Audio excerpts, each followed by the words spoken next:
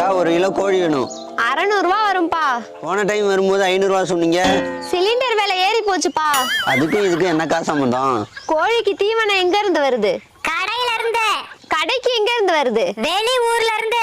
வெளியூர்ல இருந்து தலையில தூக்கிட்டா வர முடியும்? வண்டியில தானே வரணும். அவங்க தீவன விலை ஏத்தலாம், நாங்க கோழி விலை ஏத்த கூடாதா? இயற்கை முறையில வளர்ந்த நாட்டுக்கோழின்னு போர்டு வச்சிருக்கீங்க. இதெல்லாம் பார்த்தா இயற்கையா தெரியலையா? அங்க ஒரு கோழி தெரியுதா?